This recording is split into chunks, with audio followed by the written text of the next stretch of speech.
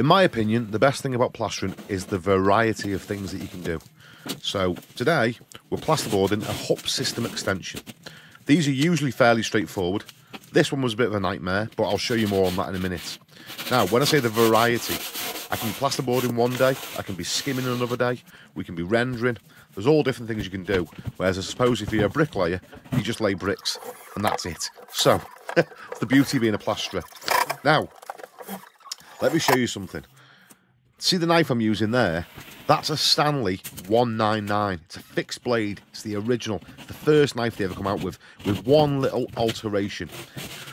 Where the knife joins together, the two pieces of metal that clamp together to form the shape of it, there's a piece of metal that hooks over the front, and that's really important. The very, very original ones didn't have that. And if the knife ever come loose, the blade would pop up and cut into your finger. So the new version of them has got a little piece of metal that hooks over the front. Now, if you're into your vintage tools, I'd highly recommend getting a Stanley 199. Now, talking about doing things the old-fashioned way, you're probably wondering why am I using a single screw gun rather than a collated gun. Now, I used to use collated guns all the time when I was doing new builds day in, day out. But because I do a lot of old work, it's easier to use a single gun. These are stress points, so you don't want a joint running off in line with a corner, because that's where, if there's going to be any movement, even the fraction of a mil, that's where it'll move on these weak spots. So you want to try and make your joints of your boards offset. So that's why I didn't just cut a straight board to go right down there and butt up to it, because if there's a little tiny bit of movement, it's the corners where you'll get a crack from. So that's why I've cut the boards L-shaped and put the joints half in between so they're not on a stress point. That's the J bead going on. Now, I usually just call those an end cap bead, and it's just an alternative way rather than using a skim stop bead, which wouldn't quite be as neat. That goes up to the glass, basically. Well, just below it, and it just gives you a nice, neat line to finish to. Oh, and a little side note for you as well.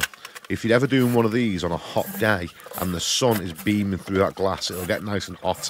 Just go on the roof and chuck a dust sheet over the glass. It'll keep you nice and cool.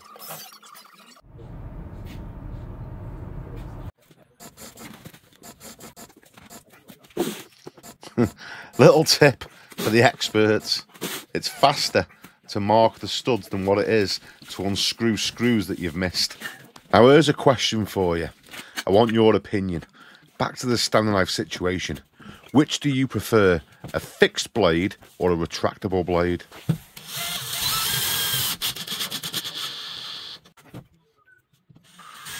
The plasterboard's 94.5 inches, and these walls are 96.5 inches high, so you can use packers or you can just lift it with a board lifter. Like that.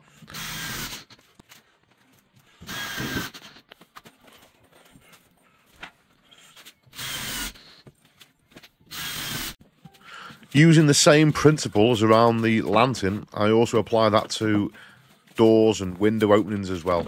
You never want a plasterboard joint in line with the opening, because it's just prone to cracking. So it's good practice to try and cut things on an L shape.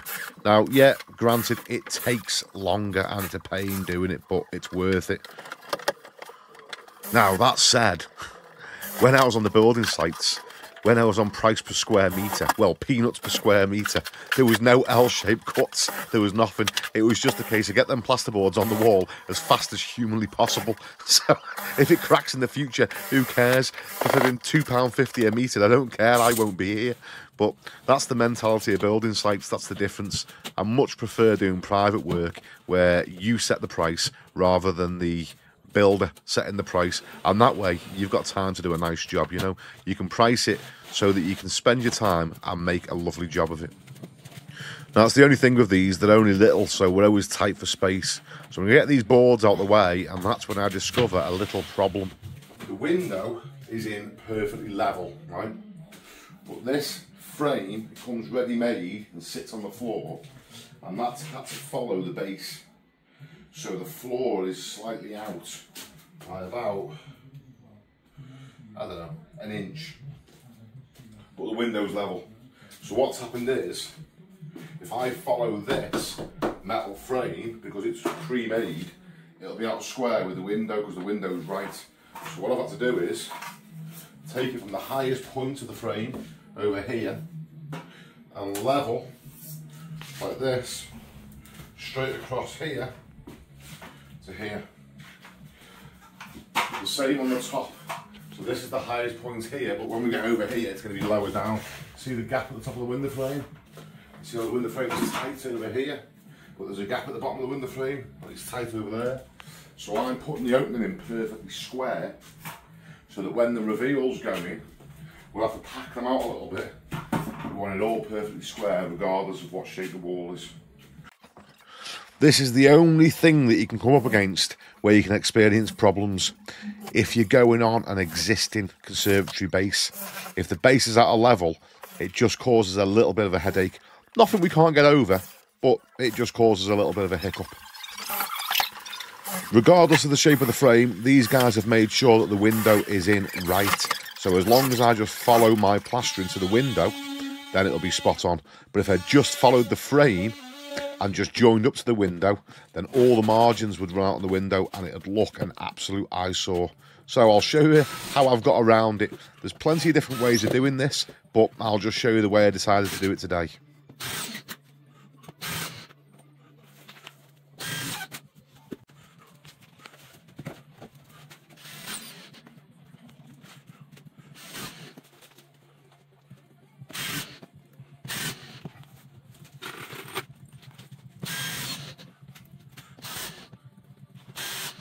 We've established that this head is a mile out and the boards are level and the window's level. So now we're going to build this down. Now, if it was a little bit thicker, I could potentially put some plasterboard on there and some drywall adhesive and build it down that way, or you could float it out of bonding. But the way that I've decided to do it today, just to do things a little bit differently, just to show you there's different ways of doing stuff. So we know we could float it level, we could plasterboard it and damage it level, but what I'm actually going to do today is, I've marked off where I want my screws to go, and then I'm putting screws in here, like this, get a little boat level, adjusting them to get them exactly where I want it. Like so.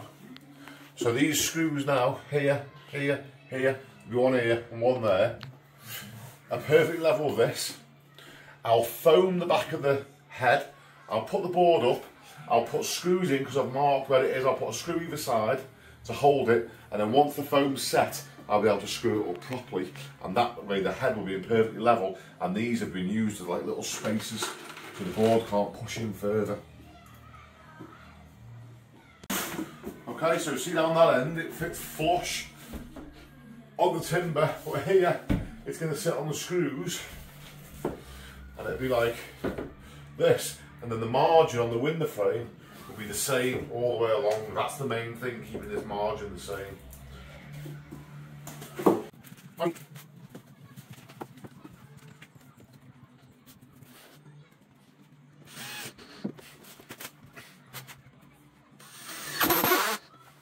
Now, we're going to put screws in line with these lines, because I know the screws that are holding down at the back, because I don't want to do it in the middle and cause it to bump up and down.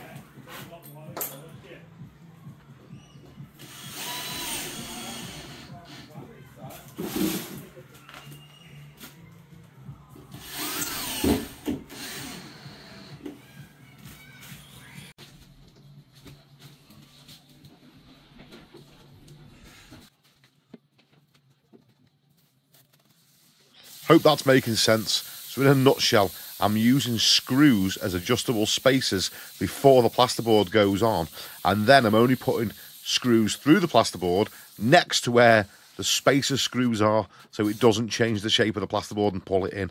Does that make sense? Now, if you're smart, you can also use this principle for when you are putting skirting boards on and you've had a damp-proof course and there's a gap at the bottom of the wall. You could put screws in to stop the skirting board kicking in at the bottom and use them as adjustable spacers, and then fit your skirting board, and that way you know that even if the plaster doesn't go all the way to the floor, the skirting boards won't kick in. Screw foamed. Perfectly level. This wall also needs dry lining, and that little tiny window goes to a downstairs toilet that they no longer want you to be able to see into. So they've asked me if I can just plasterboard straight over the front of it without having the cost of having to remove the thing. So one thing you need to know, drywall adhesive doesn't stick to paint, but if you seal the wall first with a bit of SPR or blue grit or PVA or anything really, it'll stick to that. Once it's dry, you can get your adhesive on. There's a little pipe sticking out there that I think would have been better to be rerouted and put into the back of the toilet waste pipe. You can get one with a little boss on it, and the sink waste can go into that, but they didn't want to mess around with the plumbing, so they've asked me to build a little boxing in out of plasterboard. Now, I did say to them, I think it'd be better out of timber in case you ever need to access it, you know, if it ever started leaking in the future. But the response was, it's not leaked for the last 40 years, so there's probably no reason for it to start, which is fair enough. So I said, okay, we'll just build a little plasterboard boxing in for that. If you've got a sharp eye, you'll notice that there's a bit of vapour barrier covering about a 6-inch void at the top of the wall. Now, I've been given strict instructions, do not touch that vapour barrier. It's holding back about a gazillion little polystyrene balls that have been used to insulate the cavity, and that vapour barrier is the only thing stopping this little extension filling up with them. So what I'm going to do is, to save any flapping plasterboards, once this is set, I'm going to put some expanding foam to tie the top of the boards in with the ceiling boards. I made sure that the height of the door opening was the same size as the other door opening, because the two door heads join up with each other, and there'd be nothing worse than there being a little inch step. See here, the plasterboards need to be the same height. I mean, well, they don't, but if they weren't, it'd look a mess. So I've made it so that they just meet up perfectly. See there? There you go. So it just flows round as one continuous height. We haven't really got the clearance for another plasterboard to go on. We're going to be too far over this margin. So here, I'm just going to level it off with a bit of adhesive, and we'll just skim over that when we get to it.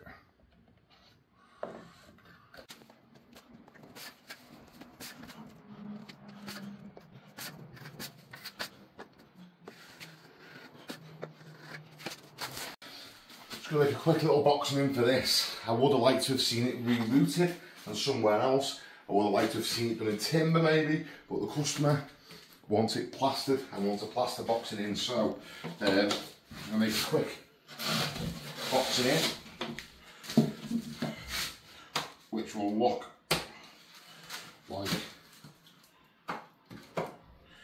this, with a little cap on it.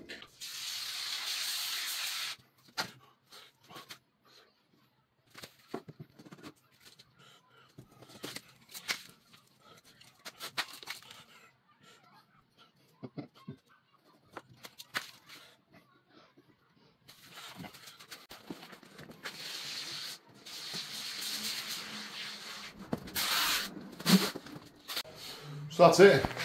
The room's all ready to skim. Now, I've foamed the top of that to stop those boards flapping, because if you remember, the wall already went to there, and then there was a gap and they'd covered it with vapour barrier. It's the same over here. Now there is bits, remnants of the old roof that used to be for the little conservatory that was here, up there behind that vapour barrier. Now what I'm going to do is tomorrow, once this is set rock hard, I'll drill little holes in the top and fire a load of foam in, just to make sure that they're not going to flap around. They're not going to, but just to be extra certain. It's only a case of a couple of little holes and some squirty foam, and that's it. We're ready to skim.